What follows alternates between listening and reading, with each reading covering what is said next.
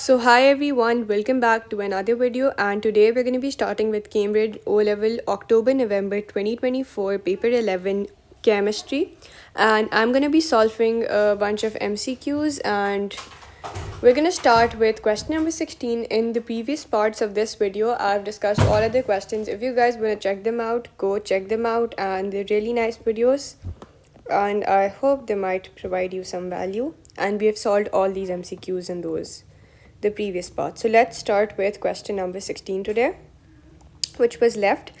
Let's start with reading it. If calcium carbonate is heated in a closed container, ठीक है, we are taking calcium carbonate in a closed container, it will decompose and form calcium oxide and carbon dioxide. Well, you should know this property of oxides, that they decompose to form this and carbon dioxide gas. Even instead of this reaction, this decomposition reaction is very important. The more reactive the metal, the more stable its oxide. You should know this. Let me explain this reaction to you because it's part of the syllabus. For example, you guys must know the reactivity series. The reactivity series go like this. This is potassium. Okay, so this is potassium. This is sodium. This is calcium.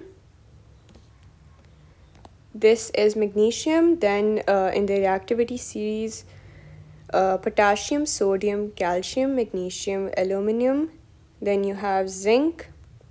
Then you have lead. Then you have iron.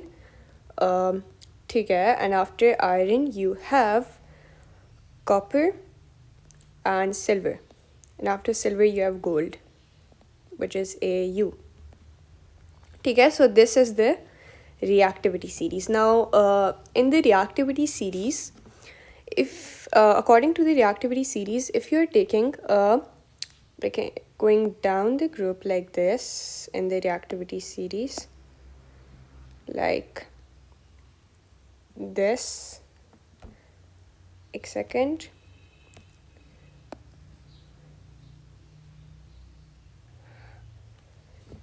ठीक है.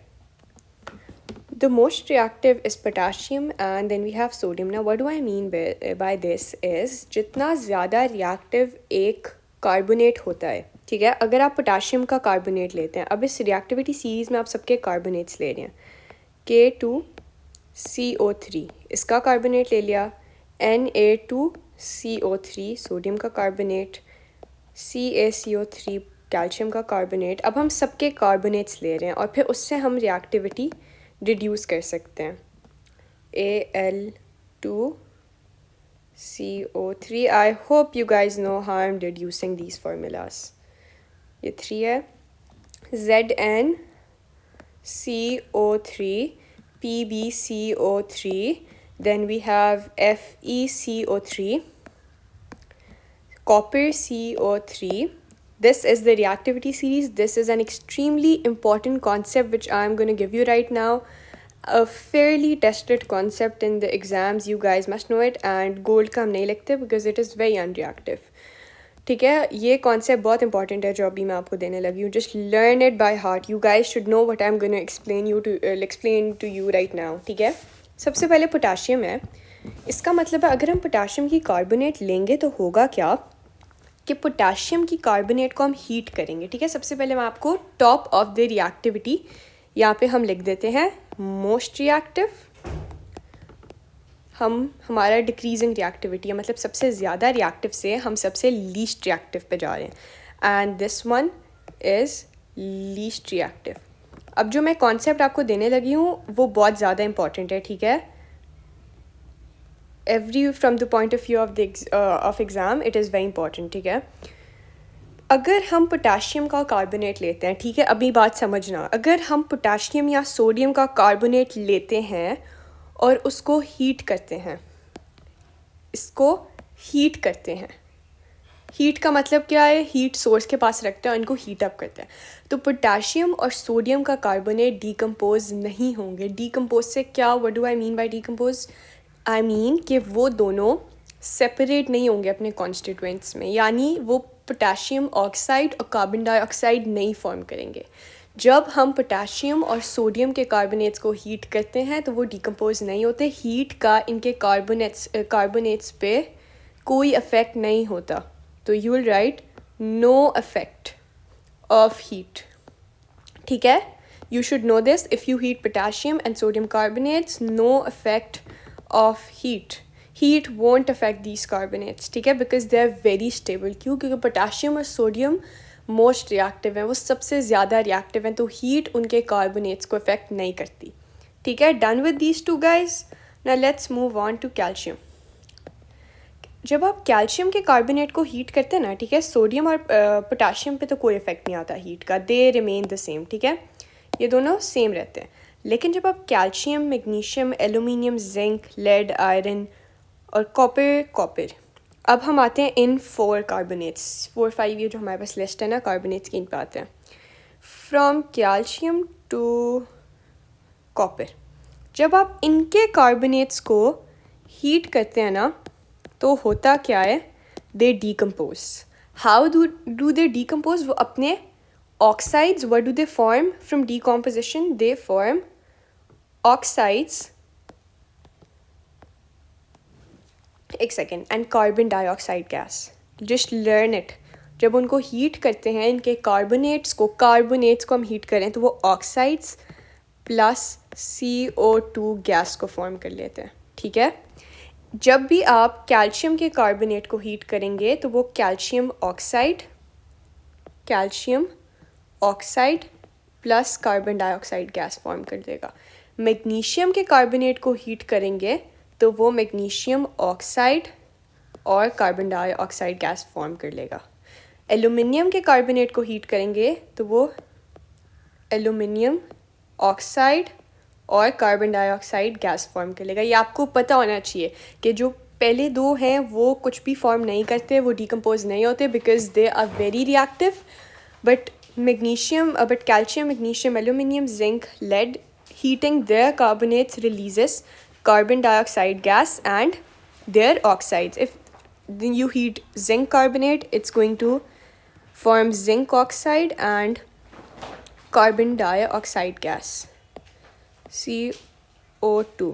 After that, if you heat lead carbonate, it's going to release lead oxide and carbon dioxide gas.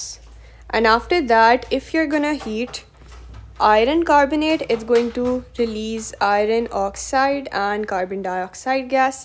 Similarly, if you heat copper oxide, it's going to release copper carbonate, it's going to release copper oxide and carbon dioxide gas. ठीक है, यहाँ तक तो हमने कह दिया कि इन सब के जो हैं वो ऑक्साइड्स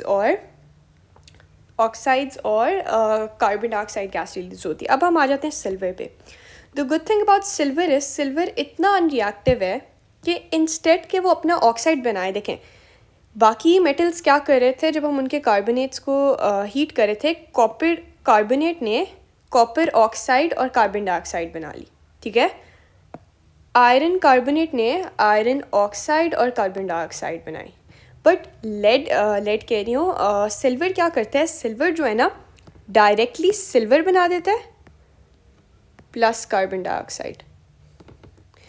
वो सिल्वर ऑक्साइड बनाते हैं बट इतने थोड़े सेकंड्स के लिए वो इतना अनस्टेबल होता है कि वो फ़ौरन सिल्वर ऑक्साइड जो है वो डीकम्पोज होकर सिल्वर बना देती है। तो सिल्वर वो वाहिद है जो सिल्वर और कार्बन डाइऑक्साइड बनाते हैं, सिल्वर की ऑक्साइड नहीं बनाता। अब एक और चीज़ इस रिएक्टिविटी सीरीज़ में, अब ये जो मैं बात आने लगी हूँ, that is the most important thing. देखें, जो जितना रिएक्टिव होता है ना, देखें कैल्शियम ऊपर है ना, कैल्शियम इज़ मोर रिएक्टिव। ठीक है, कैल्शियम इज़ मोर रिएक्टिव। तो क्या होगा, कैल्शियम की कार्बोनेट को इस कार्बन डाइऑक्साइड और कैल्शियम ऑक्साइड में डीकम्पोज होने के लिए कैल्शियम की कार्बोनेट को ज़्यादा टाइम लगेगा। The more reactive the metal, the more reactive the metal, the more time it's going to take for its carbonate to decompose. ठीक है, जितना ज़्यादा रिएक्टिव मेटल होता है उतना ज़्यादा टाइम लगता है उसकी कार्बोनेट को डीकम्पोज होने के लिए। अगर हम कहते हैं कि हमारा जो कैल्शियम है उसको अगर मैं कहती हूँ ना कि 50 सेकेंड्स लग रहे हैं, ठीक है, तो कॉपर क्योंकि कम रिएक्टिव है, देखें रिएक्टिविटी सीरीज़ में कैल्शियम ऊपर है कॉपर नीचे है, तो कॉपर को उससे भी कम टाइम लगेगा। जितना ज़्यादा रिएक्टिव होता है ना उसको उतना ज़्यादा टाइम लगता है, जितना कम रिएक्टिव होता है उसको उतना कम टाइम लगता है। तो क्योंकि कॉपर जो है, copper is down in the reactivity series below calcium, ठीक है, below calcium, so copper will take less time to decompose. अगर कैल्शियम को 15 लगेंगे ना तो कॉपर को कितने लगेंगे, 10 सेकेंड्स। ये मैं एग्जैक्ट वैल्यूज़ नहीं बता रही, मैं बता रही हूँ बस उससे कम लगेंगे। इसी तरह क्योंकि मैग्नीशियम जो है वो कैल्शियम से कम रिएक्टिव है, ये एक बहुत इंपॉर्टेंट रिएक्टिविटी का कॉन्सेप्ट है जो मैं आपको एक्सप्लेन कर रही हूँ। Don't let it go at all, learn this by heart. You should know that more reactive the carbonate the more time it's gonna take for it to decompose, and potassium and sodium carbonates will not decompose because they are extremely stable. इसी तरह इसको लग जाएंगे 45 seconds because उससे कम reactive है ना, तो उससे कम टाइम लगेगा। एल्यूमिनियम को लग जाएंगे let's say 30 seconds, this will be 25 seconds, this will be 15 seconds, this will be 12 seconds, ठीक है। जितना कम रिएक्टिव, मैंने ये नंबर्स रैंडमली लिखे हैं, that's just a random numbers I'm rating. I'm writing. The more reactive, the more time. The less reactive, less time. ठीक है, जो reactivity कम हो रही है, time is also reducing. I hope this concept is clear. ठीक है. Now let's read the question and देखें अब क्या हो रहा है। कैल्शियम कार्बोनेट हीटेड, हीट जब हम उसे कर रहे हैं क्लोज्ड कंटेनर में, will decompose to form calcium oxide and carbon dioxide, and calcium oxide and carbon dioxide can recombine to form calcium carbonate. अब वो हमें क्या कह रहे हैं कि देखें ये जो हमारा कैल्शियम कार्बोनेट था ना, हमने इसे हीट किया और इसने बना दिया ये calcium oxide and carbon dioxide gas. अब वो कह रहे हैं कि होता क्या है, ऑब्वियसली इस चीज़ से ये बन रहे हैं, ये दोनों बन रहे हैं, ठीक है, ये दोनों बन रहे हैं, तो ये दोनों कंबाइन होके these two, calcium oxide and carbon dioxide, will combine to form calcium carbonate again. ठीक है, सिंपल बात है, सिंपल सा कॉन्सेप्ट है कि अगर कैल्शियम कार्बोनेट को हीट कर रहे हैं और कैल्शियम कार्बोनेट को हीट कर रहे हैं और कैल्शियम ऑक्साइड और कार्बन डाइऑक्साइड बना रहे हैं, तो ऑब्वियसली इन दोनों के रिएक्शन से दोबारा कैल्शियम कार्बोनेट बन जाएगा ना। Calcium oxide and carbon dioxide can recombine to form calcium carbonate. After some time, a position is reached where calcium carbonate is decomposing and calcium oxide and carbon dioxide recombining at the same rate. This is a damn important line, at the same rate. इसका मतलब है कि जितनी speed से हमारा product हमारे reactant product बना रहे हैं, देखें इस रिएक्शन को मैं इधर लिखती हूँ, it would be more clear to guys. हमारा है calcium carbonate which is forming, इसको मैं इस तरह से लिख रही हूँ, ठीक है, this arrow I explain its meaning to you, ठीक है। ये एक डबल हेडेड एरो है like this and this, it's forming calcium oxide and carbon dioxide, ठीक है, CO2 गैस। क्या बना रहे हैं, अब मैं इस रिएक्शन को आपको एक्सप्लेन करती हूँ। This double headed arrow means this and this, मतलब reaction is going in both direction. The reaction is going in the forward direction as well, the reaction is going in the backward direction as well. ये हमारा reactant है और ये हमारा product है, तो इसका मतलब है प्रोडक्ट रिएक्टेंट बना रहा है, यानी कैल्शियम ऑक्साइड और कार्बन डाइऑक्साइड कंबाइन होके कैल्शियम कार्बोनेट बना रहे हैं और रिएक्टेंट वापस प्रोडक्ट बना रहे हैं। समझ आई? और ये सब कुछ हो रहा है सेम रेट से, मतलब जितनी स्पीड से हमारा रिएक्टेंट हमारे प्रोडक्ट्स में कन्वर्ट हो रहा है, उतनी ही स्पीड से हमारे प्रोडक्ट्स वापस हमारे रिएक्टेंट्स में कन्वर्ट हो रहे हैं। समझ आई? सेम रेट पे ये प्रोसेस हो रहा है कि हमारे प्रोडक्ट रिएक्टेंट में कन्वर्ट हो रहा है, रिएक्टेंट प्रोडक्ट में कन्वर्ट हो रहा है, डबल हेडेड एरो है सेंटर में, जिसका ये मतलब होता है कि बोथ डायरेक्शंस में रिएक्शन प्रोसीड कर रहा है. ठीक है. Now let's read the question. It says, what is this position called? Number A is activation energy. This cannot be called activation energy at all because you know कि activation energy का इससे कोई ताल्लुक नहीं है. Backward reaction. देखें, backward reaction होता तो फॉरवर्ड रिएक्शन भी तो हो रहा है. अगर हमारे रिएक्टेंट्स हमारे प्रोडक्ट्स में कन्वर्ट हो रहे हैं तो हमारे प्रोडक्ट भी तो रिएक्टेंट में हो रहा है, तो बैकवर्ड रिएक्शन हो रहा है. No doubt backward reaction is taking place. ठीक है. जो ये वाला रिएक्शन है ना कि हमारे प्रोडक्ट वापस हमारे रिएक्टेंट में कन्वर्ट हो रहे हैं, this is a backward reaction. ठीक है. This is a backward reaction, but at the same time forward reaction भी तो हो रहा है. अगर बैकवर्ड हो रहा है तो फॉरवर्ड भी तो हो रहा है, तो खाली बैकवर्ड इसको कहना तो गलत होगा बिकॉज फॉरवर्ड भी तो हो रहा है. इक्विलिब्रियम. इक्विलिब्रियम क्या होता है? Now let me tell you what's equilibrium. Equilibrium is that at the same rate when product convert into reactant and reactants convert into product, this position is known as equilibrium. Remember this line that when the products convert, ये double headed arrow का मतलब है दोनों direction में reaction proceed कर रहा है, और जब वो सेम रेट पे होने लग जाए ना, देखें अगर एक स्लो एक फास्ट हो तो वो इक्विलिब्रियम नहीं होता. इक्विलिब्रियम तब फॉर्म होता है जब सेम रेट पे प्रोडक्ट रिएक्टेंट में कन्वर्ट हो और रिएक्टेंट प्रोडक्ट में कन्वर्ट हो. सो ये हमारा आंसर होगा सी, विच इज़ इक्विलिब्रियम.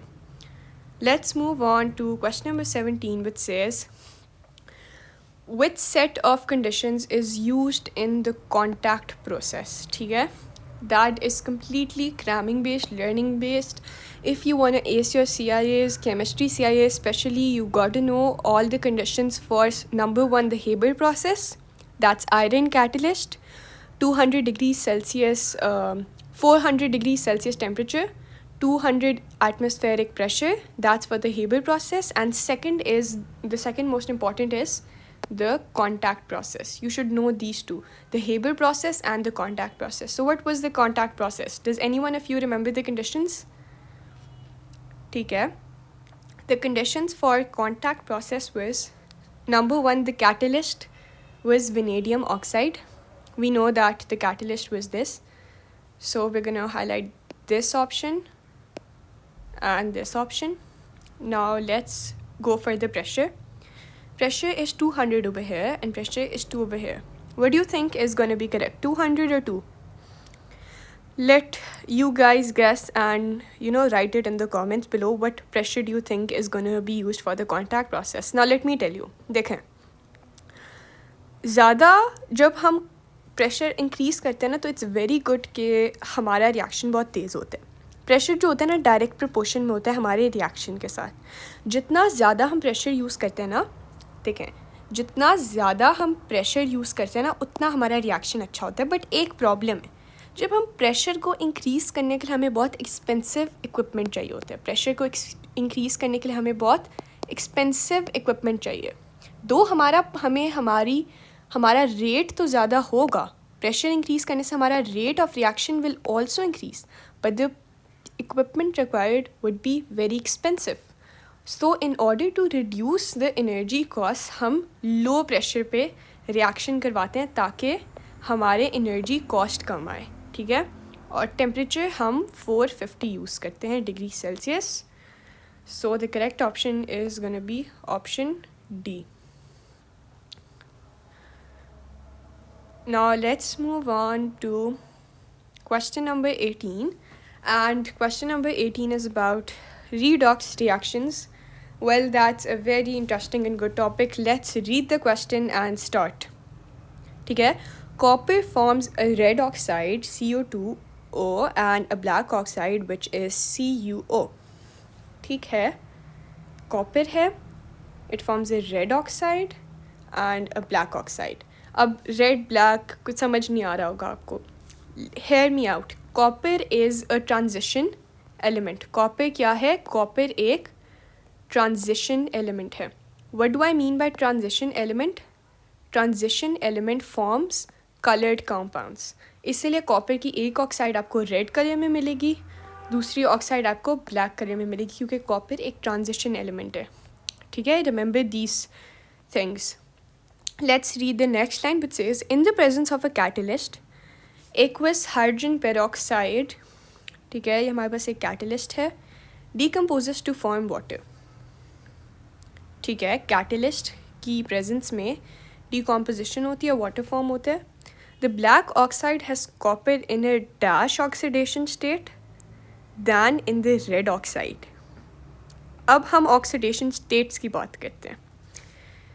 मैं यहाँ पे लिख लेती हूँ रेड पे हमारे पास, ये देखें, ये हमारे पास रेड वाला कॉपर है और ये हमारे पास ब्लैक वाली ऑक्साइड है। ठीक है, जो रेड वाली ऑक्साइड है उसका फॉर्मूला है Cu2O।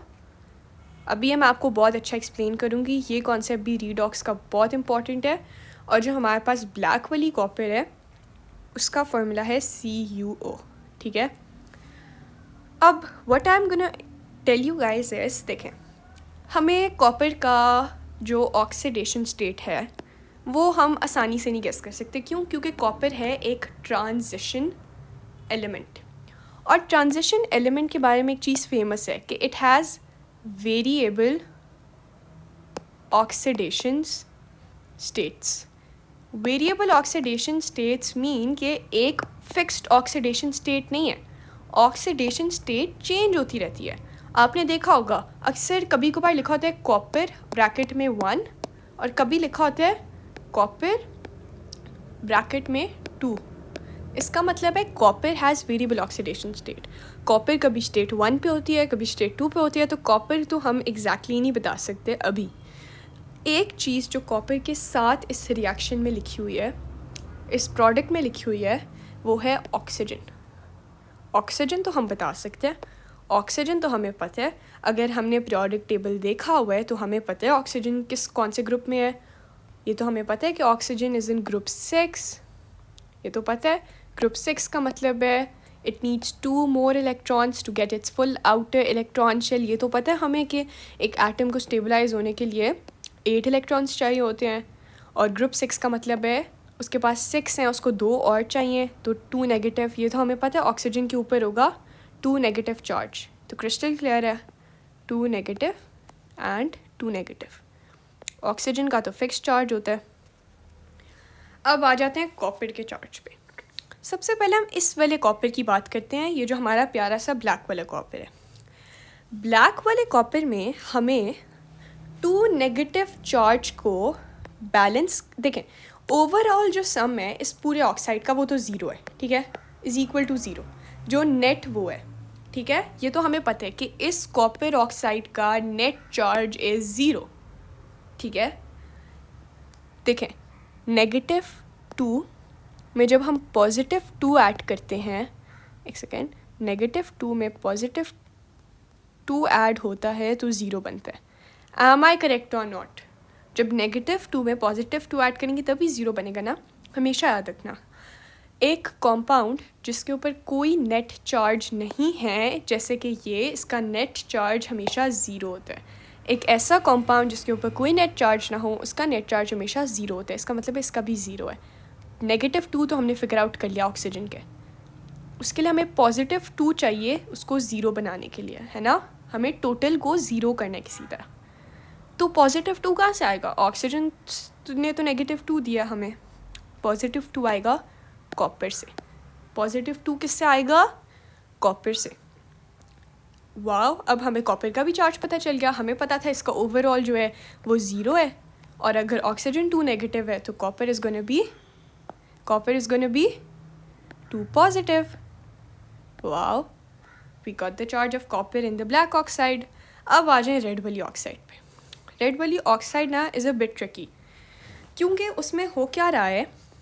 अब हमें तो ये बात तो हमने पिछली वाली ऑक्साइड में फिगर आउट कर ली कि हमें जो ओवरऑल चार्ज चाहिए, हमारे पास 2 नेगेटिव है, अगर उसको बैलेंस करना है तो 2 पॉजिटिव चाहिए, और ओवरऑल चार्ज ताकि हमारा बन जाए 0।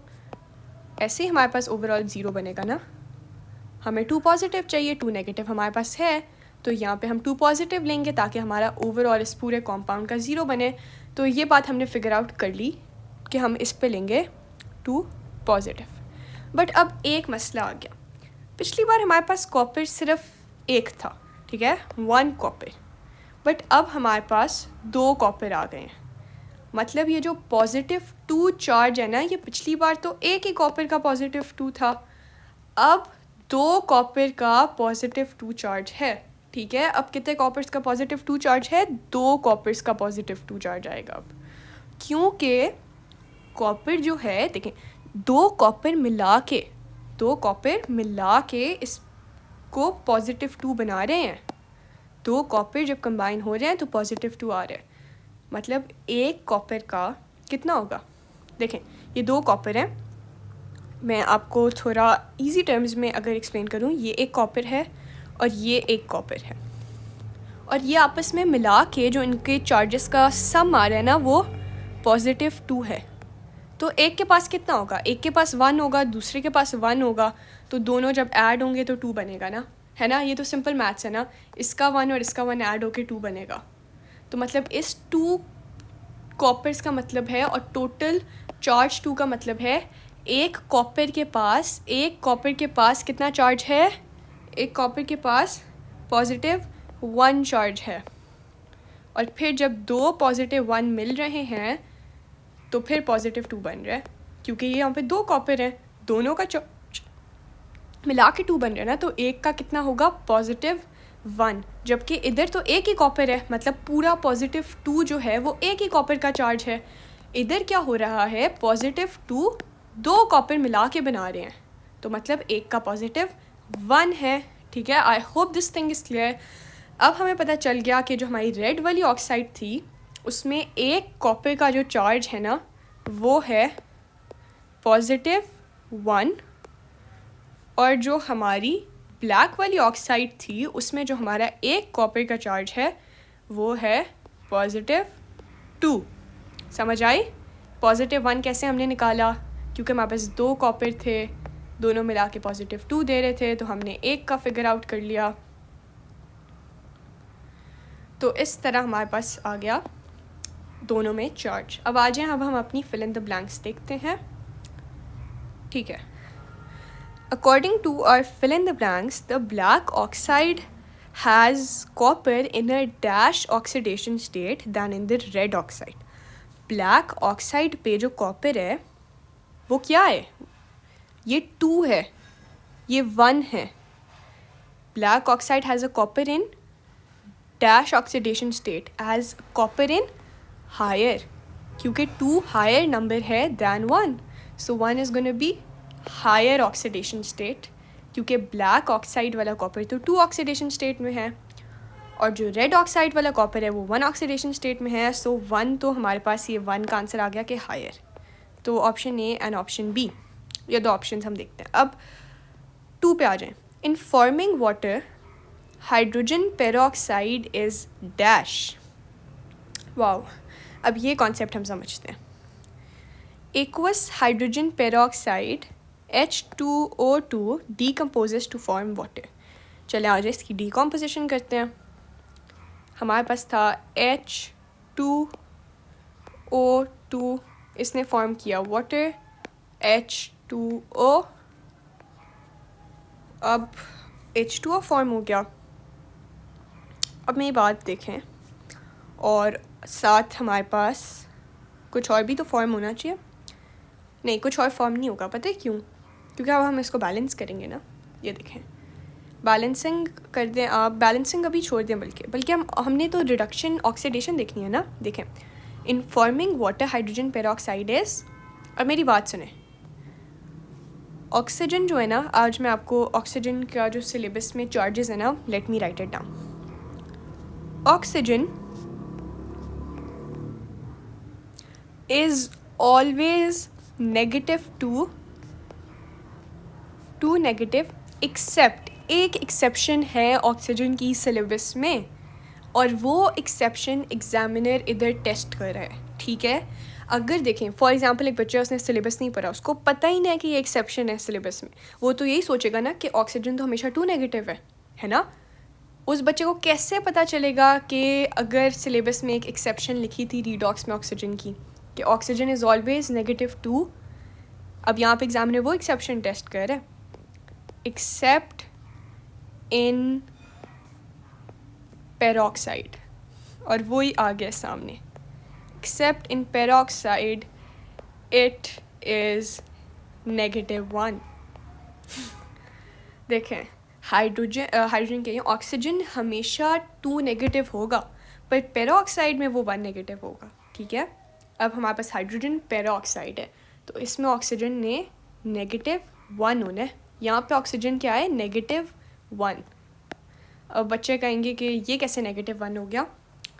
इस तरह -1 है। हाइड्रोजन इसमें देखें 2 हाइड्रोजन है, एक हाइड्रोजन जो होता है ना वो +1 होता है। ठीक है, एक हाइड्रोजन +1, 2 हाइड्रोजन मतलब +1 प्लस +1 इज इक्वल्स टू +2। यहाँ पे +2 आ गया।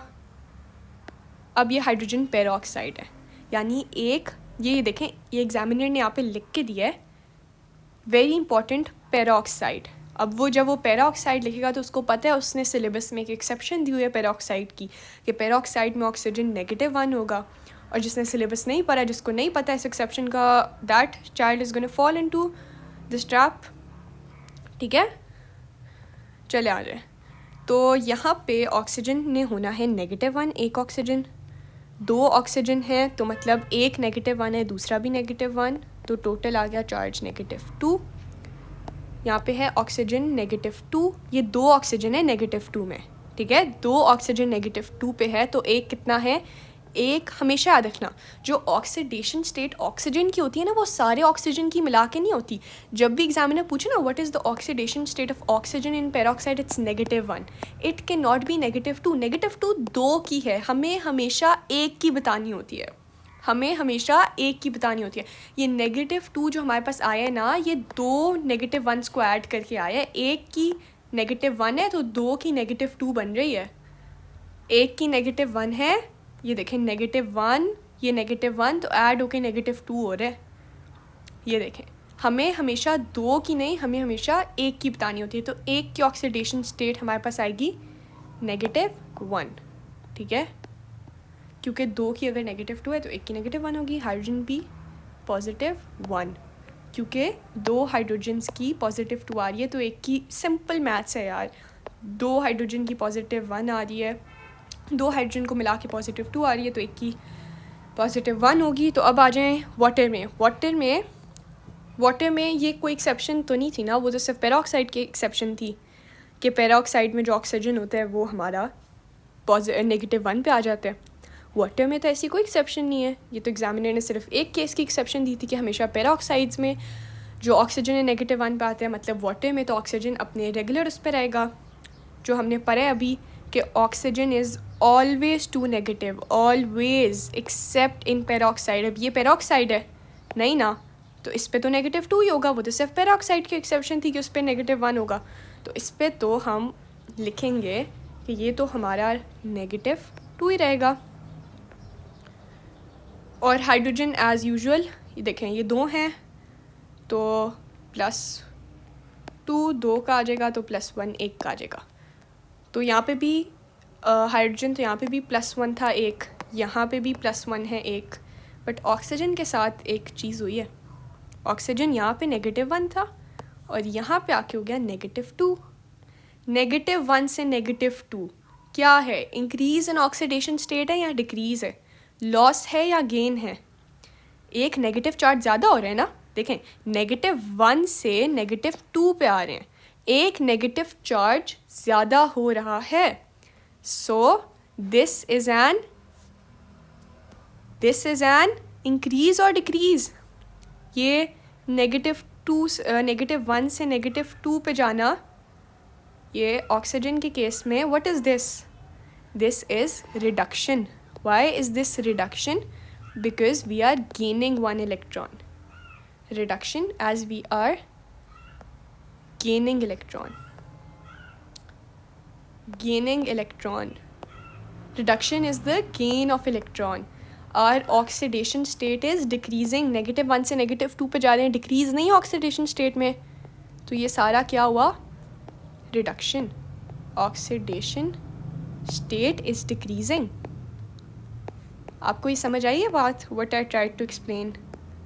This means that reduction is occurring. Oxygen peroxide में -1 था, वाटर में -2 था, जब -1 से -2 में गया तो रिडक्शन हो गई। तो what is gonna be the answer? इसका तो हायर हमने कहा था, इसका होगा reduced. Hydrogen peroxide is reduced, so the answer is gonna B option A. Let's move on to the next question, which is an organic compound. ठीक है, highlight, हमेशा याद रखना, in MCQ question you got to highlight the important bits of information. In an organic compound X, it has the molecular formula this. ठीक है, ये बहुत important piece मिला हमें information का। अगला important piece, turns damp blue litmus paper red. ठीक है, अब जो हमें इंफॉर्मेशन मिली है उससे हम अपनी रीजनिंग्स तो निकाल सकते हैं ना। सबसे पहले ये तो बहुत आसान रीजनिंग आ गई, turns damp blue litmus paper red. Acid alkali, alkali क्या करती थी, एल्कली रेड को ब्लू बनाती थी, और एसिड क्या करता था, एसिड ब्लू को रेड बनाता था। और यहाँ पे क्या हो रहा है, ब्लू से रेड हो रहा है, तो मतलब ये हमारा कोई एसिड है। और एक और इम्पॉर्टेंट इन्फॉर्मेशन, ऑर्गेनिक है, तो मतलब ऑर्गेनिक कॉम्पाउंड्स में मतलब वो कार्बोक्सिलिक एसिड है। ऑर्गेनिक कॉम्पाउंड्स में तो आपने एक ही एसिड पर है ना, कार्बोक्सिलिक एसिड, यानी कोई कार्बोक्सिलिक एसिड है। गुड, कार्बोक्सिलिक एसिड आ गया हमारा। अगला उसका फॉर्मूला भी हमें दे दिया है, C4H8O2। 4 कार्बन्स किस में होते हैं, अगर आपको याद हो, मेथ, एथ, प्रॉप, ये बहुत इंपॉर्टेंट है, ब्यूट। मेथ में 1 कार्बन, एथ में 2, प्रॉप में 3 और ब्यूट में 4। हमारे पास कितने हैं, 4 कार्बन्स। इसका मतलब क्या है, हमारे पास है butanoic acid. This is the easiest question I guess in the entire paper. Butanoic acid आ गया। अब हमें पता भी चल गया हमें क्या चाहिए।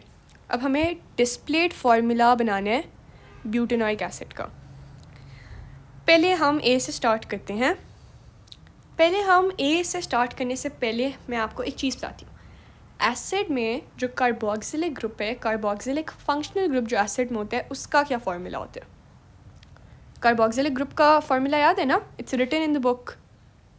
सी, ऊपर डबल बॉन्डेड ऑक्सीजन, फिर यहाँ से एक बॉन्ड होता है, फिर O और फिर H और फिर ये बॉन्ड, ये हमारा कार्बोक्सिलिक ग्रुप है।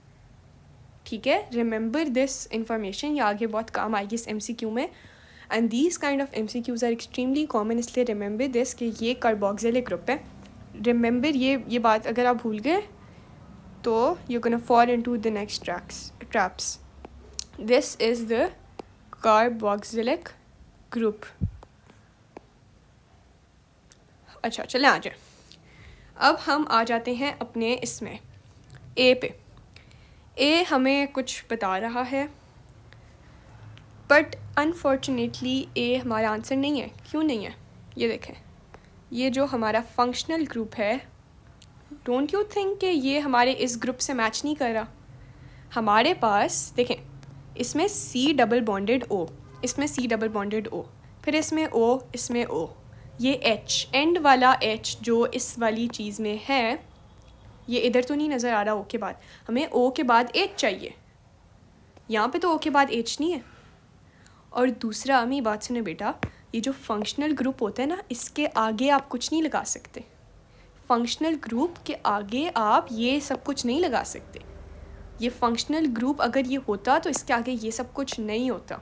हमें फंक्शनल ग्रुप हमेशा अकेला चाहिए होता है, एंड पे चाहिए होता है, टर्मिनल कार्बन पे चाहिए होते हैं, या फिर अगर ऊपर भी चाहिए तो उसके आगे कुछ भी नहीं होना चाहिए, वो अकेला होना चाहिए।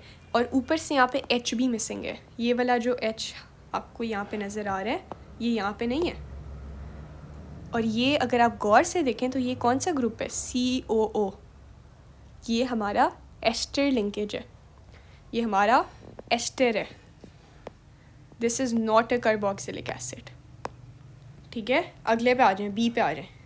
बी में सेम वही ट्रैप एग्जामिनर ने फिक्स किया हुआ है बच्चों को फंसाने के लिए। सी डबल बॉन्ड ओ, इसमें एच किधर है? कार्बोक्सिलिक में हमेशा एक एच होता है, और कार्बोक्सिलिक तो एंड पे आना चाहिए। ये सेंटर में क्या कर रहा है? ये फिर से आपका एस्टर है। कौन सा एस्टर है? ये आपका इथाइल एथेनोएट है। ये कौन सा एस्टर है? ये आपका मीथाइल प्रोपोनोएट है।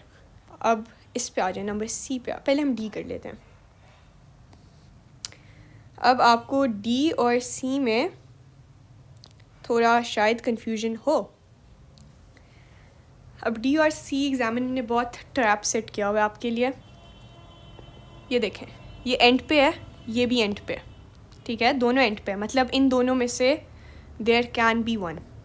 प्रॉब्लम क्या है? सी में हमें क्या चाहिए था? सी डबल बॉन्ड ओ और ओ एच।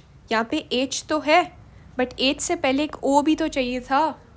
ये देखें, ये सी डबल बॉन्ड ओ के बाद हमें एक ओ एच चाहिए, सी ओ एच चाहिए। यहाँ पे हमारे पास सी एच है, ओ किधर गया हमारा? This is incorrect. यहाँ पे हमारे पास सही है, सी डबल बॉन्ड ओ के बाद हमारे पास एक ओ एच भी है। समझ आई बात? How the examiner tries to confuse you guys? So the correct option is option number D. Let's move on to 20. Which statement about oxides is correct? ठीक है, option A is all acidic oxides are gases at room temperature. अभी हम सारी options पढ़ते हैं और फिर हम करेक्ट को फिगर आउट करते हैं। all acidic oxides are gases at room temperature। अच्छा, ऑप्शन बी हमारी है all basic oxides dissolve in water to give alkalis। अच्छा, मुझे तो ये पता ही नहीं था कि all basic oxides dissolve करती हैं वाटर में to give alkalis। not all, कुछ करती हैं बस। अच्छा, amphoteric oxides react with acids, alkalis and water। ठीक है, potassium oxide is a basic oxide. अब आपको मैं एक बात बताऊँ, इसमें आपको शायद ये भी सही लगे कि amphoteric acid oxide react with acid, alkalis, water. शायद आपको ये भी सही लगे कि बेसिक ऑक्साइड्स तो वाकई डिज़ोल्व वाटर करती हैं एल्कलीज देने के लिए।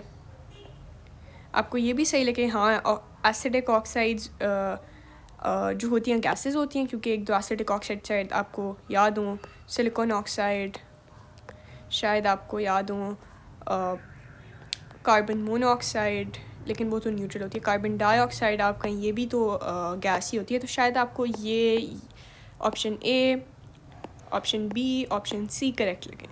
But the heaviest option in this, जो सबसे ज़्यादा एक्यूरेसी होल्ड करती है, वो है potassium oxide is a basic oxide.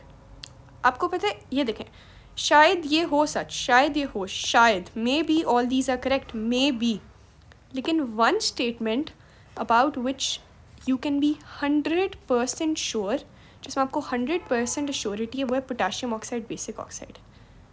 ये तो आपको पता होना चाहिए ना, ये तो सिंपल बेसिक इन्फॉर्मेशन है कि potassium is a metal, potassium is a metal, और मेटल की सारी ऑक्साइड्स बेसिक होती हैं, ये तो पता है ना। और पोटाशियम के तो हमने इतने रिएक्शंस पढ़े हैं, potassium hydroxide reacts with acids, तो potassium oxide is a basic oxide. ये 100% इस पर एक्यूरेसी हमें। All other statements might seem correct but they are vague means के we are not clear about them. इस पर हमें 100% श्योरिटी है कि पोटाशियम ऑक्साइड बेसिक ऑक्साइड है। पोटाशियम ना एम्फोटेरिक हो सकती है ना एसिडिक हो सकती है, वो बेसिक है, ये हमें पता है क्योंकि वो मेटल ऑक्साइड है। अच्छा, let's move on to the next question which 21। A student is provided with suitable apparatus, ठीक है, distilled water, important bits of information to be highlighted, suitable apparatus है, distilled water है, and the following reagents। अब एक एक चीज़ को बहुत ज़्यादा डिटेल में हमें डिस्कस करना होगा because this MCQ is very tricky. Number 1, solid magnesium hydroxide, which is a salt. एक alkali या magnesium hydroxide नहीं, एक बेस है. Solid lead carbonate, insoluble salt, एक carbonate है, salty हुआ. Nitric acid, other important information, soluble. Aqueous sodium chloride, soluble salt. Aqueous sodium sulfate and other soluble salt. Which salts can the student prepare as pure dry sample? अच्छा, अब हमें pure dry sample चाहिए. सबसे important जो इस पूरे question में चीज़ थी ना वो ये थी, प्योर ड्राई सैम्पल. अब जिस बच्चे ने क्वेश्चन सही से नहीं पढ़ा और जल्दी में और उसने बस ये पढ़ लिया कि सॉल्ट्स कौन कौन से हम प्रिपेयर कर सकते हैं, तो वो तो सारे सॉल्ट्स प्रिपेयर कर देगा.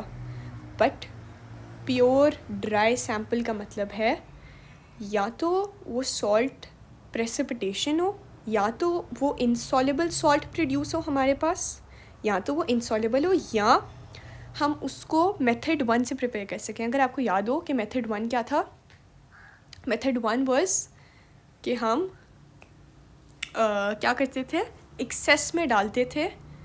हम अपना, मैं बताती हूँ मेथड 1 क्या था. मेथड 1 था कि हम अपने बीकर में जो भी हमारी वो होती थी, जैसे फॉर एग्जांपल हम जिंक डाल रहे हैं, तो जिंक को हम एक्सेस, और सल्फ्यूरिक एसिड था H2SO4 सल्फ्यूरिक एसिड में हम जिंक को एक्सेस में डालते थे.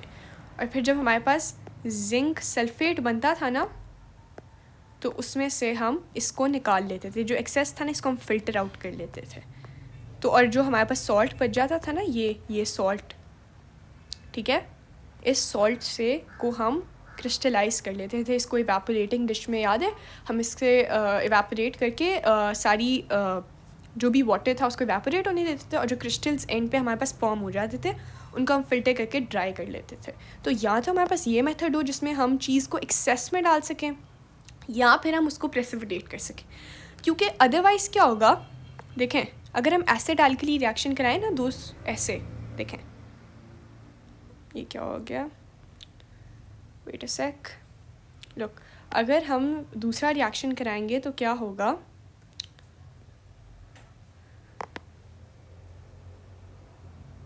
If we'll do acid alkali reaction, तो हमारा जो सॉल्ट है ना वो प्योर ड्राई हम ऑब्टेन नहीं कर सकते. देखें, sodium hydroxide, I am just explaining this, ठीक है, this is a very layman's example. Sodium hydroxide आपने लिया और आपने HCl ले लिया, अब आपका सॉल्ट बन गया. अब प्रॉब्लम ये है, आपको तो नहीं पता था ना कितनी अमाउंट HCl और कितनी सोडियम हाइड्रोक्साइड की आपको एग्जैक्ट अमाउंट चाहिए सॉल्ट बनाने के लिए. क्या पता आपने ये ज़्यादा ले लिया हो. अब जो सॉल्ट बना है, देखें, ये भी वाटर में है, ये भी, एक सेकेंड, ये HCl जो हमारा है ये भी वाटर में है, ये भी वाटर में है, और जो सॉल्ट बना है वो भी वाटर में है. अब तीनों वाटर में है, और ये हमने एक्सेस में डाला था, मतलब ज़्यादा डाला था. अब हमें एग्जैक्ट अमाउंट नहीं पता. अब इम्प्योर है हमारा सॉल्ट, इम्प्योर है क्योंकि उसमें HCl है. हम उसको प्योर ड्राई सैम्पल से ऑब्टेन नहीं कर सकते, तो हमें उसके लिए मेथड 1 यूज़ करना पड़ता है, ये वाला, जिसमें हम एक्सेस में अपने उसको डालते हैं ताकि बाद में हम उसे फ़िल्टर आउट कर सकें, और जो हमारा सॉल्ट प्रोड्यूस हो वो ड्राई हो, इसको हम फ़िल्टर आउट कर सकें. ठीक है, तो चलें आज अब ऑप्शंस रीड करते हैं. Option A is lead nitrate. चल, लेड नाइट्रेट हम कैसे तैयार करेंगे, लेट्स रीड आउट वो. लेड नाइट्रेट हम इस तरह तैयार कर सकते हैं कि हम सॉलिड लेड कार्बोनेट ले लें, और फिर हम, अच्छा, लेड नाइट्रेट देखें आप सारी ऑप्शन में ABCD, मतलब ये तो सही होगा ही, ऑब्वियसली इनमें से कोई एक तो सही ऑप्शन है ना, तो लेड नाइट्रेट को हम छोड़ देते हैं क्योंकि हमें पता है वो सही है. उसके बाद मैग्नीशियम नाइट्रेट भी 1 2 3 4 चारों ऑप्शंस में है, मतलब ये भी सही होगा. ठीक है, अगले पे आ जाएं. Lead chloride. Lead chloride is only in 3 options, ठीक है, 4th वाली में नहीं है, तो लेड क्लोराइड हमें चेक करना पड़ेगा. लेड क्लोराइड हम इस तरह कर सकते हैं कि हम लेड कार्बोनेट ले लें, और क्लोराइड के लिए हम एक्वस सोडियम क्लोराइड ले लें. ठीक है, लेड कार्बोनेट होगा इनसॉल्युबल और सोडियम क्लोराइड होगा सॉल्युबल। तो अगर हम अपना लेड कार्बोनेट एक्सेस में डालेंगे तो हमारे पास बन जाएगा लेड क्लोराइड, और लेड क्लोराइड जो है वो भी जो होगा वो होगा इनसॉल्युबल। ऑल क्लोराइड्स, लेड के क्लोराइड्स जो होते हैं वो इनसॉल्युबल होते हैं, तो लेड क्लोराइड भी इनसॉल्युबल होगा। अच्छा, और फिर हम क्या करेंगे, बाद में डिफ्रेंसीशन में थोड़ा प्रॉब्लम होगा, बट लेड क्लोराइड बन जाएगा और सोडियम कार्बोनेट तो सॉल्युबल होगा, तो वो तो सोल्यूशन में ही रह जाएगा, और फिर हम अपना लेड क्लोराइड अंदर से ऑब्टेन कर लेंगे। मतलब लेड क्लोराइड हम ऑब्टेन कर सकते हैं सॉलिड ड्राई सैम्पल। कैसे, अब ये देखें, अब ये मैं 2 रिएजेंट्स यूज़ कर रहे हैं, मैं सॉलिड लेड कार्बोनेट और एक बस सोडियम क्लोराइड यूज़ कर रही हूँ, ठीक है। If you take a beaker, इसमें हम अपना सोडियम क्लोराइड NaCl डाल दें, जो कि एक्वस होगा, तो वो तो सॉल्युबल होगा। फिर हम उसमें अपना लेड कार्बोनेट डाल दें, PbCO3, और PbCO3 हम ज़्यादा डाल दें और एक्सेस में डाल दें। तो उसके बाद हम अपना अंदर से हमारा ये जो हमारा लेड है, ये लेड और ये क्लोराइड, ये आपस में फॉर्म कर लेंगे एक सॉल्ट, और जो सोडियम है वो कार्बोनेट के साथ फॉर्म कर लेगा, तो लेड क्लोराइड फॉर्म हो जाएगा। हम उसे as a solid dry sample obtain कर सकते हैं, क्योंकि एक इनसॉल्युबल सॉल्ट है, ये एक इनसॉल्युबल सॉल्ट है, ये सॉल्युबल नहीं है, ये डिज़ोल्व नहीं होगा, इसके प्रेसिपिटेट्स यहाँ पे फॉर्म हो जाएंगे नीचे, ठीक है। तो lead chloride is the correct option. अब अगला है and lead sulphate. Lead sulphate हम ऑब्टेन कर सकते हैं। अच्छा, सिमिलरली अगर हम क्या करें, हम इस लेड कार्बोनेट को पहले हमने सोडियम क्लोराइड से कराया था ना, हम सोडियम सल्फेट से करा दें सिमिलर वे में, तो हमारे पास क्या बन जाएगा, हमारे पास लेड सल्फेट बन जाएगा और सोडियम कार्बोनेट बन जाएगा। अब सिमिलरली ये सोडियम पहले क्लोराइड था ना, अब इसकी जगह, इस क्लोराइड पार्ट की जगह हम यूज़ करेंगे अब सल्फेट, SO4 ब्रैकेट्स में 2, इसके ब्रैकेट्स में नहीं आएगा, 2 आएगा सोडियम के साथ इधर 2, और यहाँ पे अब हम सेम लेड कार्बोनेट अगर यूज़ करें तो वही होगा कि जो हमारा लेड है वो हमारा सल्फेट बना देगा और जो सोडियम है वो कार्बोनेट के साथ रिएक्ट कर देगा।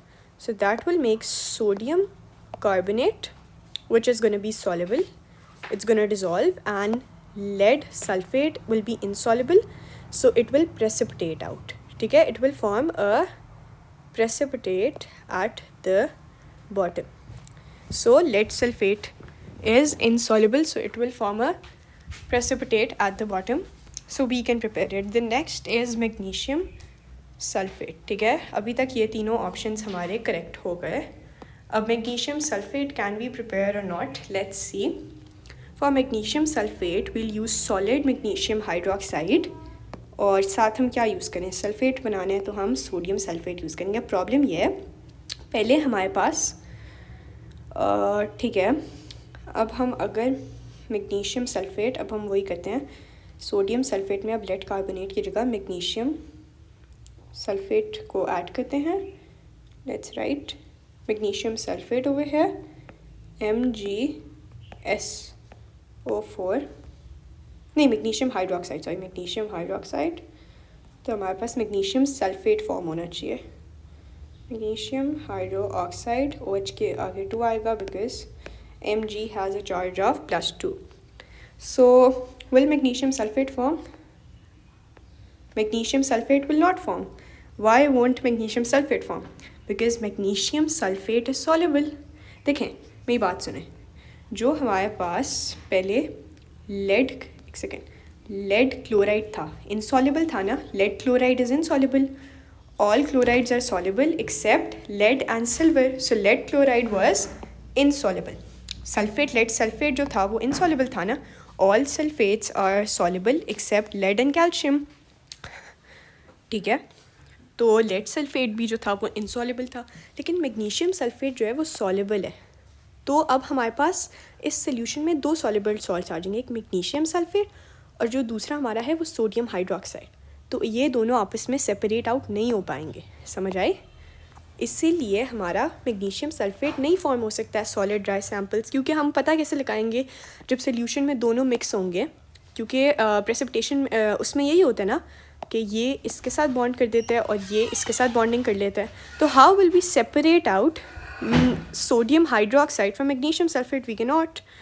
Therefore the correct option is going to be option B.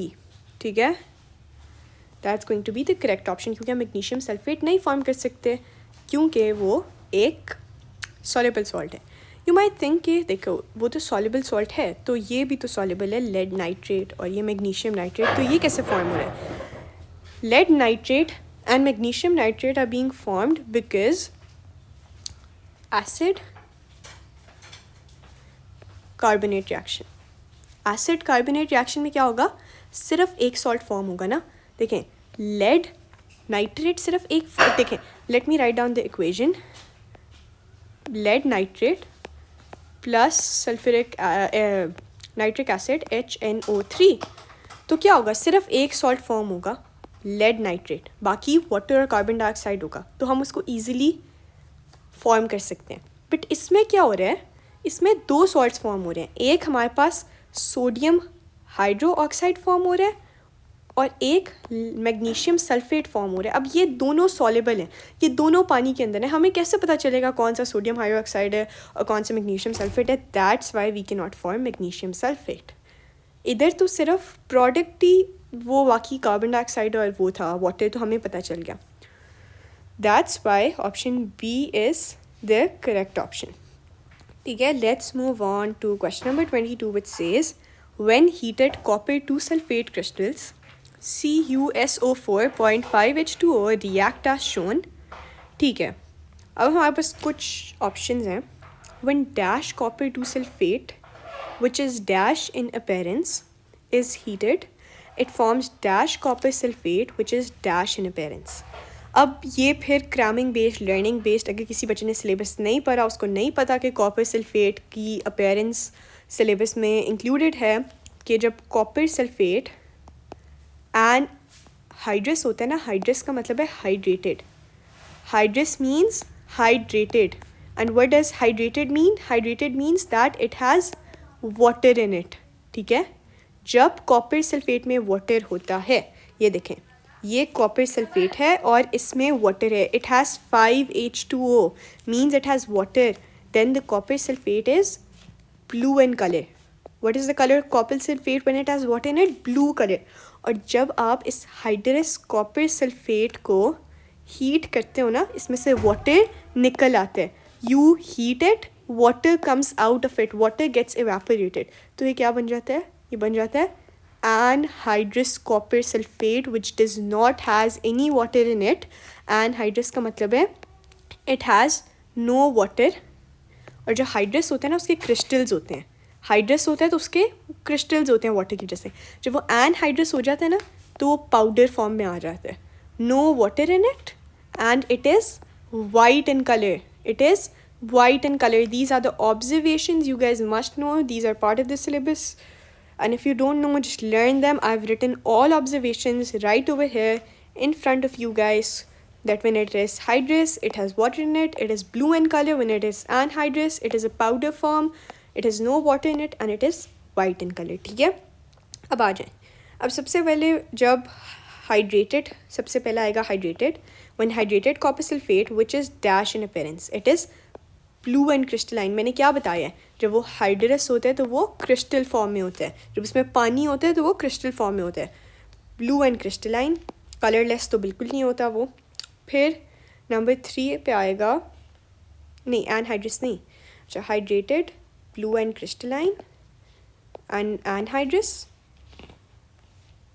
Colourless and crystalline नहीं, वाइट एंड पाउडरी। जब वो एनहाइड्रस हो जाता है ना, देखें पहले हाइड्रस था, वाटर लूज़ कर दिया, खाली कॉपर सल्फेट बन गया और साथ वाटर अंदर से बाहर निकल गया, तो ये पाउडर फॉर्म में आ जाता है, POWDER, पाउडर फॉर्म. पहले hydrated, blue and crystalline, then anhydrous, white and powdery. ठीक है, the answer is gonna be D.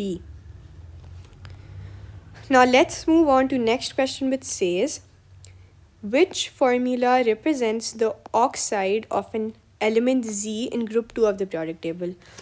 Easy peasy. That's the easiest question in this paper, I guess. Group 2 का मतलब क्या है? Group 2 का मतलब समझें. Group 2 का मतलब है Z group 2 में है 2 plus charge. What does group 2 means? 2 plus charge. ठीक है, मतलब उसके ऊपर 2 प्लस चार्ज है, वो अपने 2 इलेक्ट्रॉन्स लूज़ करना चाहता है ताकि वो स्टेबलाइज हो सके. और ऑक्साइड है तो साथ एक ऑक्सीजन होगा. Oxygen is always 2 negative accept in peroxide, but ये पेरोक्साइड तो नहीं है, तो ऑब्वियसली ये कैंसिल हो जाएंगे चार्जेस. इक्वल चार्जेस हैं तो ये बन जाएगा ZO. So that was very easy. खाली ZO. Answer is A. ये आपको पता होना चाहिए. देखें, ये तो आपको पता है ना, इसका चार्ज इसके नीचे आ जाता है, इसका चार्ज इसके नीचे, इसका चार्ज इसके नीचे. Z2O2 चार्जेस अगर सेम हो तो वो कैंसिल होके खाली ZO बना देते हैं.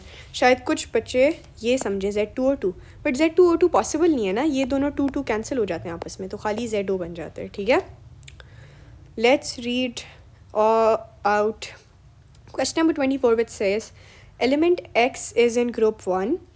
Some statements about element X are given. ठीक है, वो ग्रुप 1 में है. ग्रुप 1, रिमेंबर ग्रुप 1 की आपको प्रॉपर्टीज़ आनी चाहिए. Some statements about X are given. X is not the least dense element in group 1. अब ग्रुप 1 के ट्रेंड्स में तो लिख देती हूँ. ग्रुप 1 में सबसे पहले आता है लिथियम. ग्रुप 1 के आपको वो आने चाहिए, सारे ट्रेंड्स आने चाहिए. Lithium, sodium, potassium, rubidium, cesium, whatever you might call it, and francium. ये आपको आने चाहिए. ठीक है, डाउन द ग्रुप क्या होता है, अब इनके ट्रेंड्स हम देख लेते हैं. डेंसिटी इंक्रीजेस, डेंसिटी इंक्रीजेस, जैसे जैसे आप नीचे जाते जाएंगे they will become more dense. Melting and boiling points क्या होते हैं? Melting boiling points decrease. Melting boiling points decrease होते हैं. सॉफ्टनेस इंक्रीज होती है, ज़्यादा सॉफ्ट होते जाते हैं. Softness increases. And these are the trends जो आपको आने चाहिए. Which element X is the और रिएक्टिविटी इंक्रीजेज. रिएक्टिविटी क्यों इंक्रीज करती है? That is not part of the syllabus, but you guys must know कि रिएक्टिविटी इसलिए इंक्रीज करती है क्योंकि देखें, लिथियम का ये एक शेल है, ये फर्स्ट शेल है, और इसमें ही हमारे ये लास्ट शेल है, ये लिथियम है LiLi, और ये फ्रांसियम का लास्ट शेल है. फ्रांसियम इतना बड़ा है, और ये है फ्रांसियम. ठीक है, इसके लास्ट शेल में भी एक इलेक्ट्रॉन है, इसमें भी एक इलेक्ट्रॉन है, क्योंकि ये इसका न्यूक्लियस है. ठीक है, और ये इसका न्यूक्लियस है. इसके न्यूक्लियस से डिस्टेंस जो है ना लास्ट शेल का, वो ज़्यादा होता है. Sorry, the distance from the nucleus, ये क्या हो गया, from the distance of the nucleus from the last shell is more. तो इलेक्ट्रॉन देखो, ग्रुप 1 ने क्या करना होता है? ग्रुप 1 ने लूज़ करना होता है 1. तो इसको 1 लूज़ करना आसान होता है क्योंकि पॉजिटिव जो न्यूक्लियस का चार्ज होता है ना, ग्रिप होती है वो उस पर लूज़ होती है, तो जल्दी लूज़ करता है. इसके लिए ये एक लूज़ करना मुश्किल है क्योंकि न्यूक्लियस से डिस्टेंस कम है ना, इसीलिए फ्रांसियम बहुत ज़्यादा रिएक्टिविटी है, तो down the group reactivity increases. ठीक है, X is more reactive than potassium. मतलब X क्या है? पोटाशियम से नीचे है ग्रुप में. या तो वो रुबिडियम है, या तो वो सेजियम है, या तो वो फ्रांसियम. इन तीनों में से कोई एक है. ठीक है, so let's mark them out. या तो ये है, या तो ये है, या तो ये है. X is not the least dense element. Least dense कौन सा होगा? लिथियम नहीं है, लिथियम लीच टेंस होगा. X has an AR value of less than 100. अब इसके लिए you need to kind of see the periodic table. Let's go to the periodic table. उन्होंने क्या कहा था? It has an AR value of less than 100. AR value rubidium की less than 100 है. सेजियम तो 133 और फ्रांसियम तो गिवन ही नहीं है ना. तो सेजियम 133 इसकी AR वैल्यू है और इसकी AR वैल्यू है 3085. So it's gonna be rubidium.